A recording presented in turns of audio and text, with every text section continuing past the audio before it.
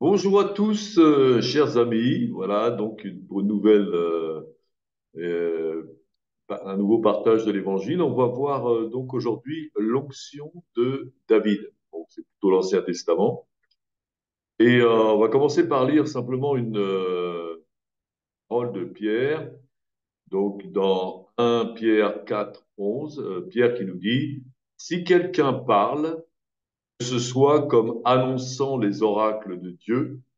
Si quelqu'un remplit un ministère, qu'il le remplisse selon la force que Dieu communique, afin qu'en toute chose, Dieu soit glorifié par Jésus-Christ, à qui appartiennent la gloire et la puissance au siècle des siècles. Amen. Alors, quelle est cette force que Dieu communique pour le servir? Évidemment, c'est l'onction du Saint-Esprit. Jésus l'avait dit à ses disciples, vous recevrez une puissance, le Saint-Esprit venant en vous, et vous serez mes témoins. Acte chapitre 1. Donc on voit que pour l'Église, tout commence avec le Saint-Esprit. L'Église a commencé avec le Saint-Esprit. Les actes des apôtres ont commencé et continué avec le Saint-Esprit. Nous sommes tous censés servir Dieu avec cette force que Dieu donne, la force du Saint-Esprit. Et nous avons tous besoin, pour le faire, d'apprendre à marcher avec le Saint-Esprit. Donc, en tant que serviteur de Christ, si vous êtes né de nouveau, si vous avez reçu la révélation de Christ venu du Père, et si vous êtes baptisé d'eau et baptisé du Saint-Esprit, eh bien, vous êtes devenus des serviteurs de Christ. Et en tant que serviteurs de Christ, nous sommes tous confrontés à un choix. Premier choix, marcher à notre façon, selon nos habitudes, nos savoir-faire, avec notre intelligence, notre volonté. Deuxième choix, pour marcher, c'est conduit par le Saint-Esprit. Alors, quelle est la façon la plus facile de marcher? Donc, la plus facile, c'est de marcher à notre façon. On a tellement l'habitude, nos savoir-faire, et en fin de compte. Mais quelle est la seule bonne façon de marcher sur ce chemin qui est Jésus? Eh bien, c'est marcher conduit par le Saint-Esprit.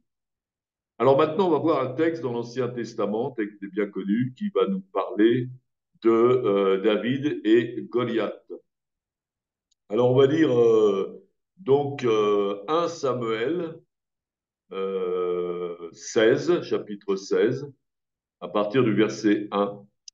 L'Éternel dit à Samuel, quand cesseras-tu de pleurer sur Saül? Je l'ai rejeté, afin qu'il ne règne plus sur Israël.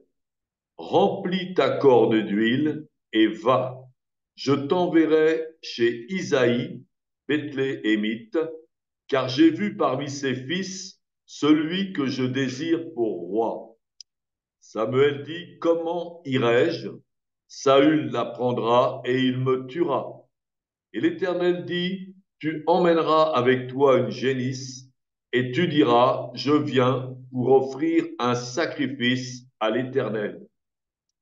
Tu inviteras Isaïe au sacrifice, je te ferai connaître ce que tu dois faire et tu oindras pour moi celui que je te dirai. Samuel fit ce que l'Éternel avait dit et il alla à Bethléem. Les anciens de la ville accoururent effrayés au-devant de lui et dirent, ton arrivée annonce-t-elle quelque chose d'heureux?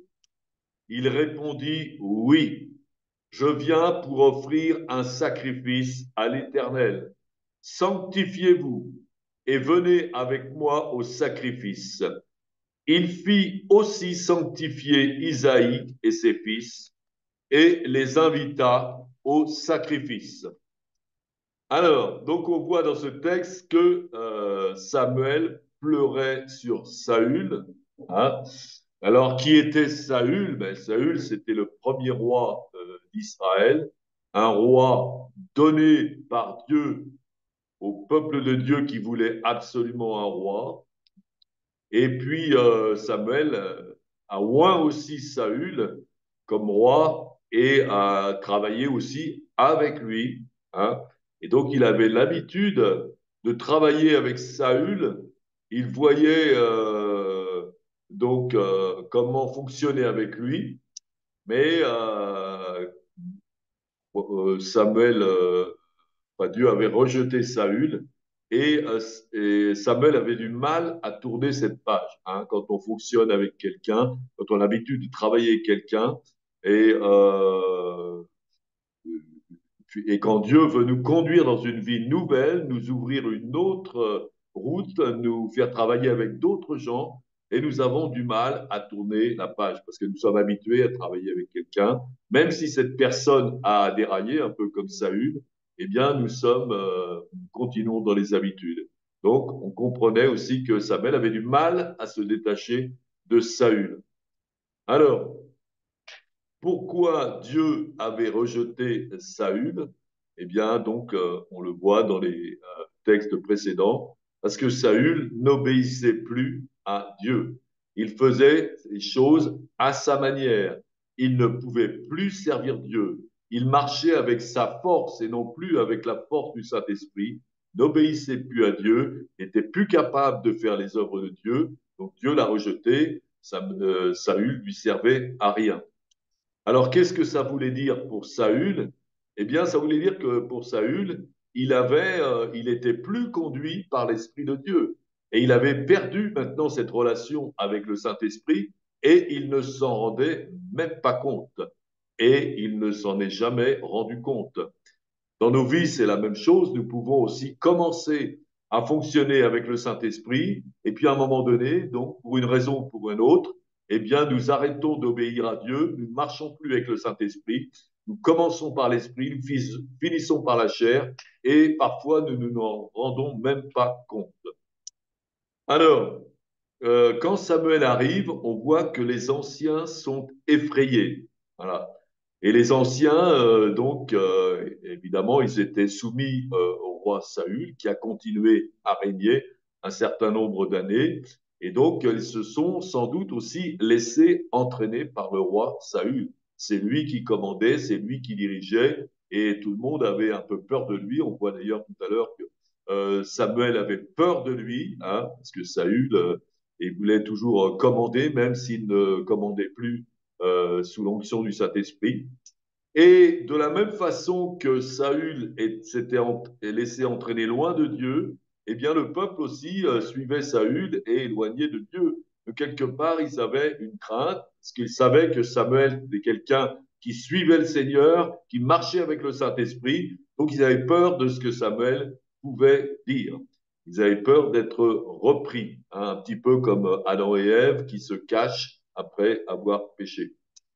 Alors, évidemment, il n'avait pas la conscience tranquille, hein, mais qu'est-ce qui pouvait protéger ces anciens de la colère de Dieu? Eh bien, Samuel leur dit que c'est quand même une bonne nouvelle qui vient, et il leur dit aussi, je viens pour un sacrifice, sanctifiez-vous et venez avec moi au sacrifice. Et il fit sanctifier Isaïe et ses fils et les invita au sacrifice. Très important qu'ils aient vraiment cette attitude de repentance et de se tourner vers Dieu et que par la sanctification, ils soient protégés maintenant de la colère de Dieu en fin de compte. Donc, c'est vrai, moi je me rappelle d'une expérience que j'ai vécue, c'était donc à Panassac dans le Gers, et il y avait une servante de Dieu, Gwen Shaw, une américaine, et qui avait une grande onction, qui marchait vraiment avec l'esprit. Et un soir, elle nous dit, bon, je vais prier pour les couples, mais donc attention, je vais prier pour vous, je vous conseille de vous sanctifier, si vous avez des choses mauvaises et tout, ben, repentez-vous, préparez-vous. Voilà. Donc, préparez-vous parce que on va être confronté à quelqu'un qui marche avec le Saint-Esprit, qui a la vision de Dieu et que si on n'est pas net, eh bien, ça pourrait être très difficile pour nous. Donc, on avait peur, on avait la crainte et on s'était préparé vraiment à recevoir cette parole que Gwen Cho a eue pour tous les coups. Et ça a été bénéfique. Voilà, on va continuer à lire le texte de Samuel, de 1 Samuel 16, la suite du chapitre. Lorsqu'ils entrèrent, il se dit, en voyant Éliab, certainement loin de l'Éternel est ici devant lui. Et l'Éternel dit à Samuel, ne prends point garde à son apparence et à la hauteur de sa taille, car je l'ai rejeté. L'Éternel ne considère pas ce que l'homme considère. L'homme regarde à ce qui frappe les yeux, mais l'Éternel regarde au cœur. Isaïe appela Abinadab et le fit passer devant Samuel. Et Samuel dit, l'Éternel n'a pas non plus choisi celui-ci. Isaïe fait passer Shama et Samuel dit, l'Éternel n'a pas non plus choisi celui-ci. Isaïe fit passer ses 7 fils devant Samuel. Et Samuel dit à Isaïe, l'Éternel n'a choisi aucun d'eux. Puis Samuel dit à Isaïe, sont cela tous tes fils? Et il répondit, il reste encore le plus jeune, mais il fait paître les brebis. Alors Samuel dit à Isaïe, envoie-le chercher, car nous ne nous placerons pas avant qu'il ne soit venu ici. Isaïe l'envoya chercher. Or, il était blond, avec de beaux yeux et une belle figure. L'Éternel dit à Samuel, lève-toi, oins-le, car c'est lui. Samuel prit la corde d'huile, éloigné au milieu de ses frères. L'Esprit de l'Éternel saisit David, et à partir de ce jour et dans la suite, Samuel se leva et s'en alla à Rama. Alors, sur quels critères Dieu a choisi David, hein? Et donc, Dieu connaissait le cœur de David. Il savait ce qu'il y avait à l'intérieur de David. Regardez pas à l'apparence, comme il est écrit ici. Ne prends point garde à son apparence et à la hauteur de sa taille, car je l'ai rejeté. À propos des diables, l'Éternel ne considère pas ce que l'homme considère. L'homme regarde à ce qui frappe les yeux, mais l'Éternel regarde au cœur. Et un petit peu avant, donc, dans 1 Samuel chapitre 2, Dieu annonce à Samuel, après qu'il ait rejeté Saül, il lui annonce, je m'établirai un sacrificateur fidèle qui agira selon mon cœur et selon mon âme. Je lui bâtirai une maison stable et il marchera toujours devant mon oint. Donc, d'après ce texte, on voit aussi les qualités que Dieu avait vues dans David. Je m'établirai un sacrificateur fidèle. Donc David serait consacré à Dieu, il serait fidèle, c'est-à-dire c'est quelqu'un sur lequel on pouvait compter. Il ne va pas varier, ce qui n'était pas le cas de Saül, et il serait capable d'obéir. Hein. Dieu pouvait avoir confiance en lui, il lui donnait un ordre et David l'exécuterait. C'est ce qu'on voit bon, pratiquement dans toute la vie de David. Il agira selon mon cœur et selon mon âme. Donc, on voit que David, dans toute sa vie, a recherché une communion totale avec Dieu. Hein. Donc, nous sommes censés adorer Dieu de tout notre cœur, de toute notre âme et de toute notre force. Donc, ce n'était pas simplement un devoir. Hein. David n'était pas seulement un serviteur du Seigneur, mais il avait une relation très, très forte avec Dieu, avec toute son âme. Il adorait le Seigneur et il adorait aussi avec toute son âme et toute sa force. Hein. On voit David qui suivait l'arche de Dieu, qui à un moment donné, rempli du Saint-Esprit, se met à sauter, à tournoyer. Donc il y avait vraiment un amour de David pour Dieu et une intimité qui était incroyable. Voilà. Et donc, voilà, nous aussi, nous sommes censés avoir une communion en esprit avec Dieu, mais aussi une communion plus forte, une communion d'intimité. Hein. Donc, on voit que non seulement David était un serviteur de Dieu, mais il était aussi ami de Dieu. Hein. Donc, ami de Dieu, ça veut dire très proche. Et Jésus nous l'a dit d'ailleurs, je ne vous appelle plus serviteur, il disait ça à ses apôtres, je vous appelle ami si vous faites ce que je vous commande. Donc, il y avait une parfaite confiance entre Dieu et Dieu devenait l'ami, notre ami. Il veut devenir notre ami comme il était l'ami d'Abraham et l'ami de Moïse. Donc, nous devons faire de Dieu et du Saint-Esprit notre meilleur ami. Hein. Le prophète Rick Joyner, un prophète américain qui a écrit pas mal de livres, voilà, qui disait dans un de ses livres que, fin de compte, voilà, il était donc, en tant que prophète, il était à l'écoute de la parole de Dieu, il recevait la parole de Dieu, il a reçu des prophéties, il a reçu beaucoup de choses, et, mais Dieu voulait encore plus. Et à un moment donné, Dieu lui fait comprendre, dit, bon, c'est bien, par exemple, tu aimes bien faire des grandes traversées dans la mer à la natation, tout ça. Et puis, tu m'abandonnes un peu dans ces moments-là. Moi, j'aimerais être avec toi dans ces moments-là. Donc, en fin de compte, c'est que Dieu veut avoir une communion totale avec nous dans tous les, pas seulement quand on va à l'église, pas seulement quand on prie, mais que dans nos activités de tous les jours. Et à ce moment-là, nous devenons vraiment intimes avec Dieu et intimes avec le Saint-Esprit et nous pouvons vraiment nous laisser conduire. Voilà. Et donc Dieu veut devenir notre ami. Hein. On chante souvent un chant dans nos églises, quel ami fidèle et tendre nous avons en Jésus-Christ. Et d'ailleurs, la personne qui a composé ce chant était une personne qui n'avait pas d'amis humains, mais elle a recherché très fort cette amitié avec Dieu. Et c'est ça qui lui a inspiré ces textes.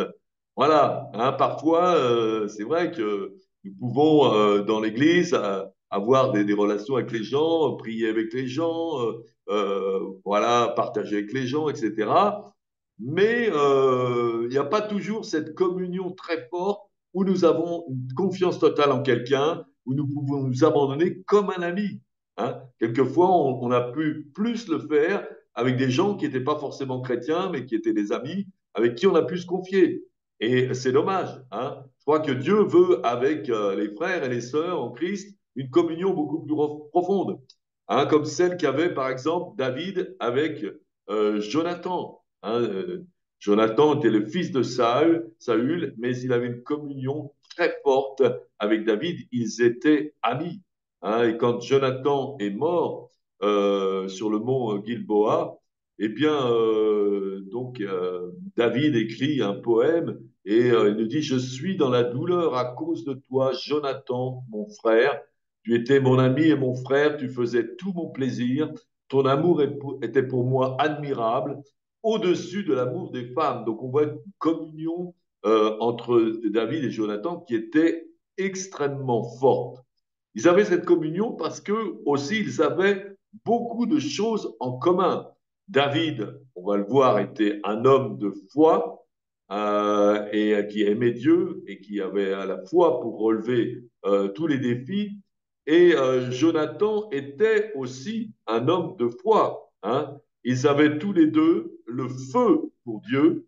C'était tous les deux, David comme Jonathan, des héros de la foi. On peut le voir dans plusieurs textes que Jonathan a fait aussi des exploits, hein, un peu comme David. Hein, c'est-à-dire que cette amitié, finalement, a fini par rejaillir sur Jonathan. L'onction de David a rejailli sur Jonathan.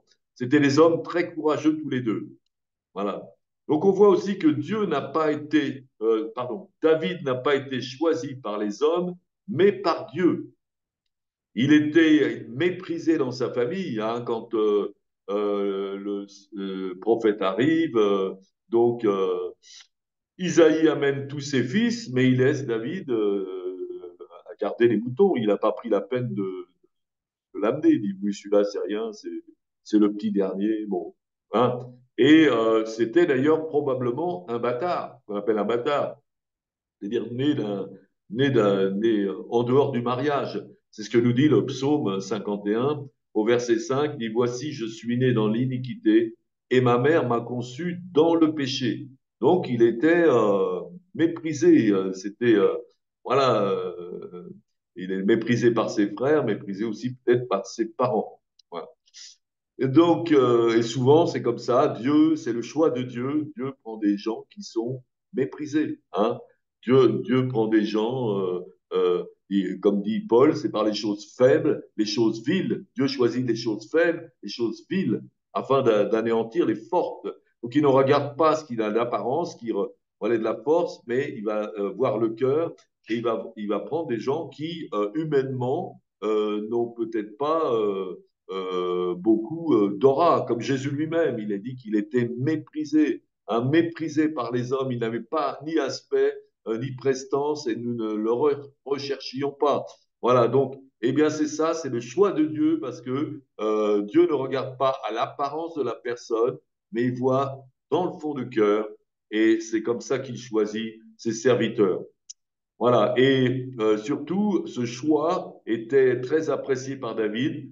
David qui considérait l'onction qu'il avait reçue, le Saint-Esprit, comme la chose la plus précieuse au monde. Hein, on voit donc à un moment donné où euh, David va faire un adultère et puis envoyer le mari à la mort. Donc, c'est quand même assez grave, mais il se repent. Hein. C'est quelqu'un qui savait se repentir, alors que Saül ne s'est jamais repenti. Hein. Mais au contraire, il s'est endurci. Hein, et il a pourchassé David, d'ailleurs. Et alors que, eh bien, David savait se repentir, et ce qu'il dit dans cette repentance au psaume 51, ne me rejette pas loin de ta face, ne me retire pas ton Esprit Saint. L'Esprit Saint était pour lui la chose la plus précieuse. Est-ce que l'Esprit Saint est pour vous vraiment une personne très, très précieuse? Hein? Si le Saint-Esprit est pour vous une personne précieuse et son onction la chose la plus précieuse, eh bien, comme David, vous ne voudrez la perdre pour rien au monde. Et cette onction vous permet de résister au péché, de pardonner facilement, comme David le faisait. Et vous voudrez aussi, vous pourrez communiquer cette onction aux autres. Hein. Communiquer cette onction avec les gens du monde pour les évangéliser, leur communiquer la foi, hein, communiquer aux frères aussi pour leur apporter des exhortations, des prophéties, etc. Donc cette onction, eh bien, nous permet de faire beaucoup de choses. David était aussi un adorateur de Dieu. Il faisait tout dans l'onction, tous avec le secours du Saint-Esprit, l'assistance du Saint-Esprit. David a composé beaucoup de psaumes sous l'onction du Saint-Esprit. Des psaumes qui sont des prophéties. David était prophète et il annonce des choses prophétiques dans ses psaumes parce qu'il était toujours en communion avec le Saint-Esprit. Et on voit que dans la plupart de ses activités, David suivait le Saint-Esprit. Il a écrit ses psaumes inspirés par le Saint-Esprit. Il faisait la guerre conduit par le Saint-Esprit. Il louait par le Saint-Esprit. Il réglait les problèmes par le Saint-Esprit. David marchait avec le Saint-Esprit. Alors, l'onction qu'a reçue David correspond à quelle expérience pour nous, chrétiens? Évidemment, ce dont on a parlé au début de ce partage, le baptême du Saint-Esprit. Alors, on va continuer à lire donc maintenant le chapitre 17, l'histoire de David et Goliath, cette fameuse histoire, et on lira donc 1 Samuel chapitre 17. Les Philistins réunirent leur armée pour faire la guerre, et ils se rassemblèrent à Soko, qui appartient à Juda. Ils campèrent entre Soko et Azekah, à Éphès d'Amin. Saül et les hommes d'Israël se rassemblèrent aussi. Ils campèrent dans la vallée des Térébintes et ils se mirent en ordre de bataille contre les Philistins. Les Philistins étaient vers la montagne d'un côté et Israël était vers la montagne de l'autre côté, et la vallée les séparait. Un homme sortit alors du camp des Philistins et s'avança entre les deux armées. Il se nommait Goliath. Il était de Gath et il avait une taille de 6 coudées et un empan. Sur sa tête était un casque d'airain et il portait une cuirasse à écailles du poids de 5000 cycles d'airain. Il avait aux jambes une armure d'airain et un javelot d'airain entre les épaules. Le bois de sa lance était comme une ensouple de tisserand et la lance pesait 600 cycles de fer. Celui qui portait son bouclier marchait devant lui. Le Philistin s'arrêta et s'adressant aux troupes d'Israël rangées en bataille, il leur cria: Pourquoi sortez-vous pour vous ranger en bataille? Ne suis-je pas le Philistin et n'êtes-vous pas les esclaves de Saül? Choisissez un homme qui descende contre moi. S'il peut me battre et qu'il me tue, nous vous serons assujettis. Mais si je l'emporte sur lui et que je le tue, vous nous serez assujettis et vous nous servirez. Le Philistin dit encore: Je jette en ce tour un défi à l'armée d'Israël. Donnez-moi un homme et nous nous battrons ensemble. Saül et tout Israël entendirent les paroles du Philistin et ils furent effrayés et saisis d'une grande crainte. Alors pourquoi Israël est effrayé? Ben, on le comprend parce que euh, chacun se voit tout seul devant Goliath, ce Philistin terrible qui les dépassait tous de la tête avec des armes énormes. Donc personne ne fait le poids devant lui. Et comment Israël envisageait de gagner le combat en se préparant? Eh bien, l'envisageait, mais tous ensemble. Hein, vous connaissez la chanson, tous ensemble, tous ensemble. Hein. Mais Dieu avait décidé cette fois-ci seul. Hein. Sur quelle force Israël voulait se reposer? Eh bien, sur la force du nombre, sur le nombre de leur armée tout entière. Hein. On rappelle ce prédicateur américain qui était venu dans une église française et puis qui pose cette question à l'Assemblée et qui dit: Qui va sauver la France? Alors, tous d'une seule voix, nous crions: Nous! Voilà. Et il pose encore une deuxième fois la même question. Alors, bon, les gens répondent encore: Ben, nous! En criant encore plus fort. Et puis, une troisième fois, eh bien, toujours nous. Et puis, on voit que le prédicateur, il n'est pas satisfait. Hein. Il pose une dernière fois la question: Qui va sauver la France? Et quelqu'un dit: Moi! Il dit: Ça y est, il a compris. Hein. Eh bien, c'est un peu le même cas ici, d'accord. C'est-à-dire que nous, on peut être bien fortifiés. On va à l'église le dimanche, on est tous ensemble, on prie tous ensemble, comme l'armée d'Israël priait tous ensemble, les guerriers poussaient des cris, etc. On est fortifiés, on chante des chants de victoire, on croit que tout est possible. Mais le lendemain, quand on va au travail, on se retrouve tout seul avec ses collègues de boulot, les voisins. Et quelquefois, ben, on a des défis, mais on est tout timide et on n'ose rien dire. On n'ose plus affronter les autres. On a un petit peu honte de l'évangile parce que cette force sur laquelle on s'appuyait, eh bien, elle nous a quittés. C'était pas la force du Saint-Esprit, c'était la force du nombre. Hein. Donc, on se confiait dans la force de nombre. Mais quand le nombre n'est plus là, on n'a plus de force du tout. Et de quelle façon donc l'armée d'Israël marchait? Par la force du nombre, par la chair. Hein. Elle marchait par la chair, elle suivait Saül qui lui aussi marchait par la chair. Alors on va lire la suite, donc 1 Samuel 17 à partir du verset 12.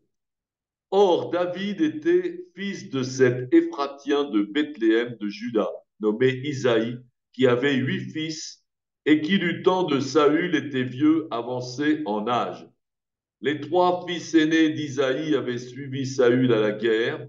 Le premier-né de ces 3 fils qui étaient partis pour la guerre s'appelait Eliab, le second Abinadab et le troisième Shama. David était le plus jeune. Et lorsque les trois aînés eurent suivi Saül, David s'en alla de chez Saül et revint à Bethléem pour faire paître les brebis de son père. Le Philistin s'avançait matin et soir, et il se présenta pendant 40 jours. Hein, 40 jours, ça rappelle 40 jours. Et Jonas qui va prêcher dans Ninive. Donc 40 jours. Et Isaïe dit à David, son fils, prends pour tes frères cet épha de grains rôtis et ces 10 pains, et cours au camp vers tes frères. Porte aussi ces 10 fromages au chef de leurs milliers. Tu verras si tes frères se portent bien, et tu m'en donneras des nouvelles sûres. Ils sont avec Saul et tous les hommes d'Israël dans la vallée des Térébintes, faisant la guerre aux Philistins. David se leva de bon matin, il laissa ses brebis à un gardien, prit sa charge et partit comme Isaïe le lui avait ordonné. Lorsqu'il arriva au camp, l'armée était en marche pour se ranger en bataille et pousser des cris de guerre. Israël et les Philistins se formèrent en bataille, armée contre armée. David remit les objets qu'il portait entre les mains du gardien des bagages et courut vers les rangs de l'armée. Aussitôt arrivé, il demanda à ses frères comment ils se portaient. Tandis qu'il parlait avec eux, voici le Philistin de Gath, nommé Goliath, s'avança entre les deux armées, hors des rangs des Philistins. Il tint les mêmes discours que précédemment, et David les entendit. À la vue de cet homme, tous ceux d'Israël s'enfuirent devant lui et furent saisis d'une grande crainte. Chacun disait, avez-vous vu s'avancer cet homme? C'est pour jeter à Israël un défi qu'il s'est avancé. Si quelqu'un le tue, le roi le comblera de richesses, lui donnera sa fille, et il affranchira la maison de son père en Israël. David dit aux hommes qui se trouvaient près de lui, que fera-t-on à celui qui tuera ce Philistin et qui ôtera l'opprobre du dessus d'Israël? Qui est donc ce Philistin, cet incirconcis qui ose défier l'armée du Dieu vivant? Le peuple, répétant les mêmes choses, lui dit, c'est ainsi que l'on fera à celui qui le tuera. Eliab, son frère aîné, qui l'avait entendu parler à ces hommes, fut enflammé de colère contre David. Et il dit, pourquoi es-tu descendu? Et à qui as-tu laissé ce peu de brebis dans le désert? Je connais ton orgueil et la malice de ton cœur. C'est pour voir la bataille que tu es descendu. David répondit, qu'ai-je donc fait? Ne puis-je pas parler ainsi? Et il se détourna de lui pour s'adresser à un autre. Il fit les mêmes questions et le peuple lui répondit comme la première fois. Donc, comment se préparait l'armée d'Israël pour le combat? Eh bien, toujours de la même façon, en poussant des cris de guerre, hein, et en s'appuyant sur le nombre qu'elle était. Mais Goliath a lancé un défi, c'est donnez-moi un homme. Et personne ne peut relever le défi. Comment cette armée aurait dû se préparer? Eh bien, elle aurait dû reconnaître son impuissance, bien sûr, et prier et chercher le secours et la solution de Dieu. Mais heureusement, la solution de Dieu est arrivée. Donc, voilà, malgré son impuissance, eh bien, l'armée d'Israël a accepté aussi le défi. Pourquoi? Parce que d'un côté, Goliath fait un défi, il s'appuie sur sa chair, sur sa force, sur son apparence, sur ses armes. Et dans l'armée d'Israël, c'est la même chose. Ces gens-là, ce sont des gens de guerre et leur force, c'est ils sont habitués à la guerre, c'est leurs habitudes, c'est leur entraînement de guerrier. Mais là, devant ce guerrier considérable, ils sont complètement impuissants. Donc, en fin de compte, s'appuyait, il marche chair contre chair et ça ne fonctionne pas. D'ailleurs, on voit que le frère Eliab, le frère aîné, se met en colère contre David. Pourquoi se met-il en colère contre David? En réalité, c'est parce qu'il était jaloux de son frère. Hein. C'est lui le premier qu'on a présenté à Samuel, et Samuel a dit non, c'est pas lui. Et finalement, on va chercher le petit dernier. Et donc, David avait reçu l'onction. Il devait évidemment exciter la jalousie de tous ses frères. Et aussi, le fait que quand David arrive, eh bien, ils sont tous paralysés par la peur, sauf lui. David, qui n'a pas assisté à la préparation des guerriers, hein, il n'a pas assisté à la réunion de prière, mais c'est lui qui est lui qui a cette force, et c'est lui qui va donc vouloir relever le défi. Donc voilà. Donc Eliab était jaloux de son frère, hein, tout simplement parce que David marchait par l'Esprit, appuyé sur l'onction du Saint-Esprit, rempli de l'onction du Saint-Esprit, et Eliab par la chair. Hein. Et c'est toujours comme ça, celui qui marche par la chair persécute toujours celui qui marche par l'Esprit. Voilà. Donc, alors vous me direz, David avait reçu l'onction et pas Eliab. Mais on voit par exemple que, on a parlé tout à l'heure de l'ami de David, Jonathan. Jonathan, le fils de Saül, il n'avait pas reçu l'onction non plus, mais qui était devenu ami avec David. Et par une amitié, une communion très grande qu'il avait avec David, on voit que Jonathan a fini par imiter David. Donc, il finit par être au bénéfice de l'onction de, euh, de David. Donc, au lieu de jalouser quelqu'un qui a l'onction, comme Eliab qui jalousait son frère, eh bien, au contraire, rapprochez-vous de celui qui a l'onction et devenez un ami de lui pour pouvoir être au bénéfice de son onction. Hein. C'est, ne soyons pas jaloux de ceux qui ont l'onction, imitons-les et demandons cette onction pour nous. Hein. C'est ce que l'apôtre Jacques nous dit, chapitre 4, d'où viennent les luttes, d'où viennent les querelles parmi vous? N'est-ce pas de vos passions qui combattent dans vos membres? Vous convoitez et vous ne possédez pas. Vous êtes meurtriers et envieux et vous ne pouvez pas obtenir. Vous avez des querelles et des luttes et vous ne possédez pas parce que vous ne demandez pas. Vous demandez et vous ne recevez pas parce que vous demandez mal dans le but de satisfaire nos passions. Voilà. Nous voulons aussi l'onction du Saint-Esprit, nous voulons les dons du Saint-Esprit. Eh bien, imitons ceux qui les ont, rapprochons-nous d'eux et demandons à Dieu aussi de pouvoir bénéficier de ces choses. Et l'onction du Saint-Esprit viendra sur tout le monde parce que c'est la volonté de Dieu. Dieu va répandre son esprit sur toute chair. Alors, on va lire donc la suite, 1 Samuel 17, à partir du verset 31. Lorsqu'on eut entendu les paroles prononcées par David, on les répéta devant Saül, qui le fit chercher. David dit à Saül, que personne ne se décourage à cause de ce Philistin. Ton serviteur ira se battre avec lui. Saül dit à David, tu ne peux pas aller te battre avec ce Philistin, car tu es un enfant, et il est un homme de guerre dès sa jeunesse.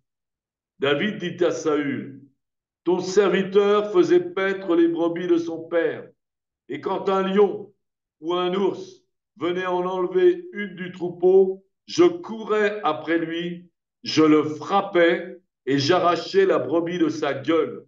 S'il se dressait contre moi, je le saisissais par la gorge, je le frappais et je le tuais. C'est ainsi que ton serviteur a terrassé le lion et l'ours, et il en sera ainsi du Philistin, de cet incirconcis, comme de l'un d'eux, car il a insulté l'armée du Dieu vivant. David dit encore, l'Éternel, qui m'a délivré de la griffe du lion et de la patte de l'ours, me délivrera aussi de la main de ce Philistin. Et Saül dit à David, va. et que l'Éternel soit avec toi. Saül fit mettre ses vêtements à David, il plaça sur sa tête un casque d'airain et le revêtit d'une cuirasse. David ceignit l'épée de Saül par-dessus ses habits, et il voulut marcher car il n'avait pas encore essayé. Mais il dit à Saül, je ne sais pas marcher avec cette armure, je n'y suis pas accoutumé. Et il s'en débarrassa.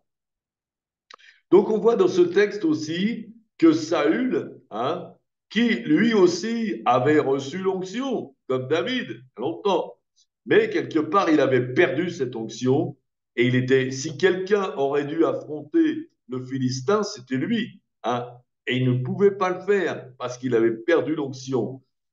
Et quand il voit David qui s'offre d'aller battre le Philistin, bon, il prend ça pour de l'arrogance. Tu ne peux pas aller te battre avec ce Philistin, car tu es un enfant. Il est un homme de guerre dès sa jeunesse.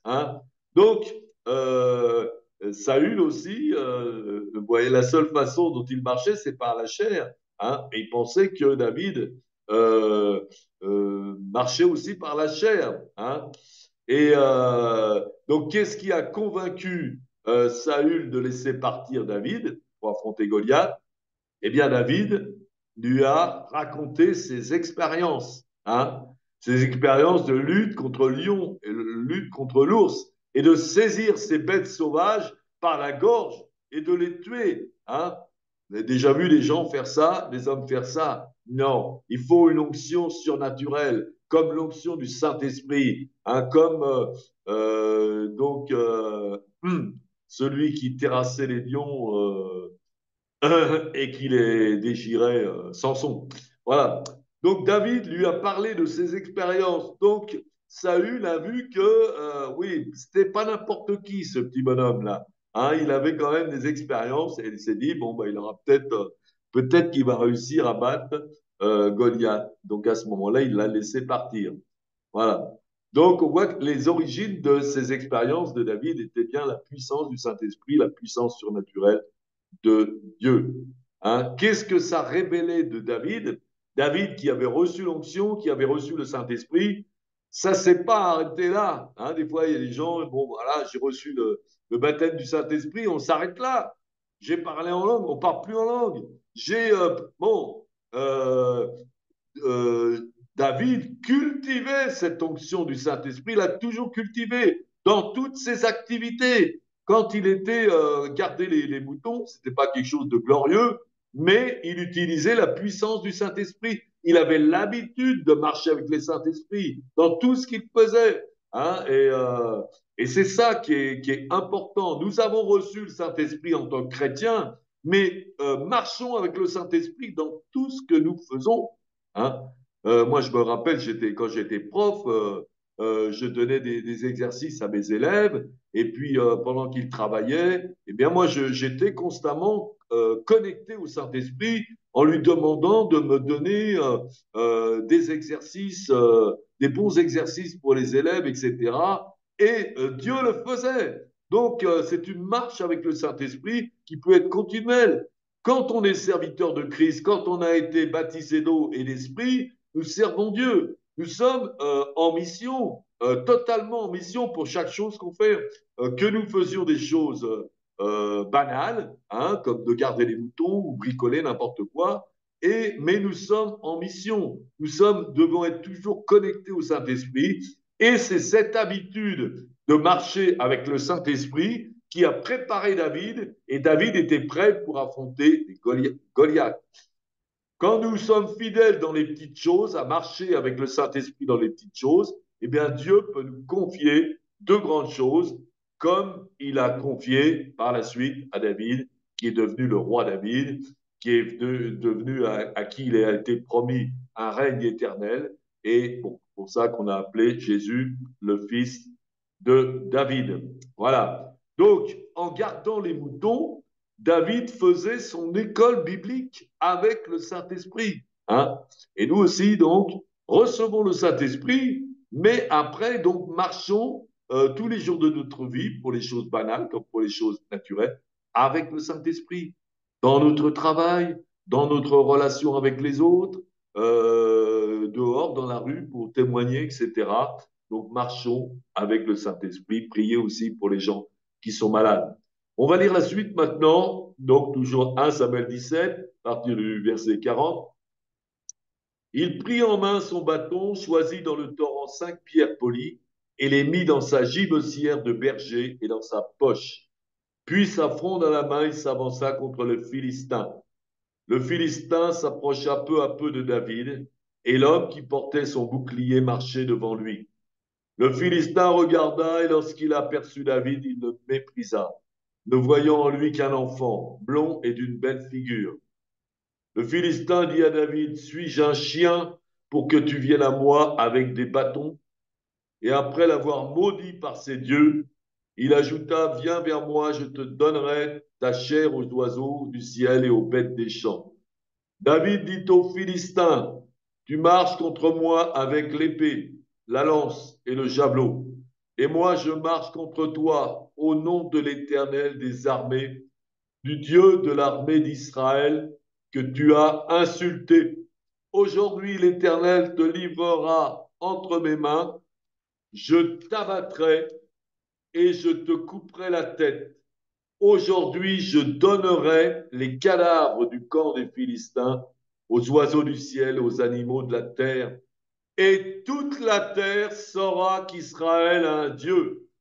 Et toute cette multitude saura que c'est ni par l'épée, ni par la lance que l'Éternel sauve, car la victoire appartient à l'Éternel, et il vous livre entre nos mains.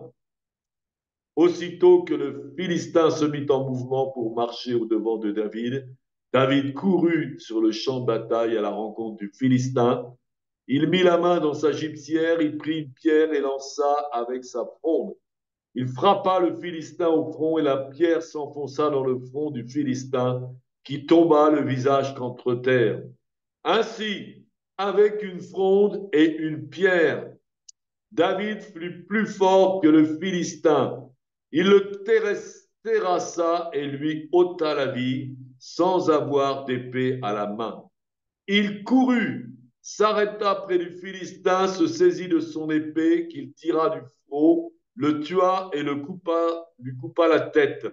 Les Philistins, voyant que leur héros était mort, prirent la fuite, et les hommes d'Israël et de Juda poussèrent des cris et allèrent à la poursuite des Philistins jusque dans la vallée et jusqu'aux portes d'Écron. Les Philistins blessés à mort tombèrent dans le chemin de Shaharim jusqu'à Gath et jusqu'à Écron. Et les enfants d'Israël revinrent de la poursuite des Philistins et pillèrent leur camp. David prit la tête du Philistin et la porta à Jérusalem, et il mit dans sa tente les armes du Philistin. Voilà. Donc encore, là, un affrontement de deux forces. Goliath s'appuyait sur sa force, sur sa stature, sur ses armes et sur ses dieux. Et David s'appuya sur son Dieu, sur sa foi en Dieu, sur la révélation du Saint-Esprit, sur l'onction du Saint-Esprit. Hein. David dit aux Philistins, tu marches contre moi avec l'épée, la lance et le javelot, et moi je marche contre toi au nom de l'Éternel des armées, du Dieu de l'armée d'Israël que tu as insulté. Voilà. Donc, Dieu a donné son onction à David et a fait réussir tout ce qu'a fait de sa vie avec quelque chose de dérisoire, une fronde et une pierre. Mais euh, l'onction, mais euh, David était rempli de l'onction de Dieu. Il n'avait aucune crainte. Il a couru vers Goliath. Il n'avait aucune crainte. Il était rempli de cette foi, de cette audace que donne le Saint-Esprit. Il n'avait aucune crainte. C'est ça quand on marche avec le Saint-Esprit. Le Saint-Esprit nous donne l'onction, la force, le courage, l'audace, et nous pouvons affronter n'importe quoi. Je me souviens d'une fois j'étais avec mon épouse et puis on était avec une autre personne, on était trois et on avait choisi d'aller affronter toute la manifestation du 1er mai, hein, Donc, une manifestation qui était énorme. Il y avait je ne sais pas combien de milliers de personnes. Et nous, on était les trois. Et on est arrivé, on l'a affronté de front. On était là avec nos milliers de tracts et on a commencé à marcher devant toute cette barrière de syndicalistes musclés qui hurlaient maintenant leur révolte. Et nous, on est avancé à deux ou trois, on est avancé vers eux et on est rentré dans la manifestation en criant aussi avec un tract que j'avais fait, un tract d'évangélisation, halte à la crise. Et on criait aussi fort que halte à la crise, halte à la crise. Il n'y avait aucune crainte. On avait une onction, une joie, quelque chose de formidable. Et on affrontait. Et tout le monde attrapait le tract. Tout le monde prenait le tract de l'évangile et tout le monde commençait à le lire. Voilà. Donc l'onction du Saint-Esprit nous permet de faire des exploits. C'est avec Dieu qu'on fait des exploits. Sans Dieu, on ne fait pas d'exploits. Avec Dieu, nous ferons des exploits, nous chantons. Mais il faut marcher avec Dieu. Une personne seule avec Dieu est plus fort que toute une église qui marche sans Dieu, toute une armée qui marche sans Dieu. Il faut être avec Dieu. Hein. Et ça me rappelle aussi, quand j'étais prof, il y avait souvent des grèves et puis tout le monde rejoignait la grève parce qu'il n'y avait pas le choix. Et puis je me rappelle une fois, il y avait une grève et tout le monde s'était levé comme un seul homme pour suivre la grève, pour faire la grève. Tout le monde était quasiment obligé de faire la grève. Et moi, je dis, ben non, je suis désolé, je fais pas la grève, moi. Ah mais pourquoi tu fais pas la grève? Pourquoi tu fais pas la grève? Je fais pas la grève, moi j'ai voté pour ce gouvernement, je soutiens le gouvernement. Ah oui, mais ceci, il faut faire la grève, c'est n'importe quoi, ceci, cela. Hein. Et puis, moi, j'ai choisi de ne pas faire la grève. Et j'étais tout seul. Et il y avait tous les collègues contre moi. Il y en a qui voulaient me casser la figure. Hein. Ils voulaient, j'étais un empêcheur de tourner en rond. Et puis, même à un moment donné, faisaient toutes leurs. Ils se réunissaient dans la salle des professeurs qui était censée être un repos pour ceux qui travaillaient. Moi, j'étais le seul qui travaillait. Et moi, je leur ai dit, mais je veux dire, la salle des professeurs, c'est pour que les professeurs se reposent entre deux cours. Et je veux dire, là, vous êtes en train de parler de votre grève et tout, c'est votre affaire, moi, ça ne m'intéresse pas. Et puis finalement, malgré tout, il y en a un qui a dit, oui, il a raison, on va aller faire nos réunions ailleurs. Ils sont allés ailleurs. Et j'étais là confronté à cet ensemble qui, quelque part, avait beaucoup de colère contre moi. Mais j'étais dans une paix parfaite. Hein. Et comme David lui-même qui dit, quand bien même une armée camperait contre moi, je n'aurais aucune crainte. Quand vous marchez avec le Saint-Esprit, eh bien, vous n'avez aucune crainte. Hein. Et puis, voilà, on voit que David a vaincu avec des armes dérisoires. Hein. Seigneur m'a montré ça aussi, moi, quand j'ai commencé à. J'ai travaillé dans les médias, dans la radio, tout ça, mais j'ai travaillé, moi, maintenant, je travaille beaucoup avec des tracts, avec la parole écrite, la parole de Dieu, en fin de compte. Et puis, ça pourrait paraître dérisoire devant le Goliath que sont les GAFA, les imprimeries, mais finalement, les journaux, tout ça, hein, on n'a pas cette puissance-là, mais on a la puissance de la parole de Dieu. Vous pouvez sortir dehors et puis parler du Seigneur et puis apporter aussi la parole de Dieu dans un simple tract complètement dérisoire. Mais là-dedans, il y a la puissance de l'évangile, la puissance de Dieu. Et c'est pour ça qu'avec des choses dérisoires, ben, nous pouvons vaincre. Voilà. Et donc, on voit que son exploit, qu'est-ce que son exploit a produit?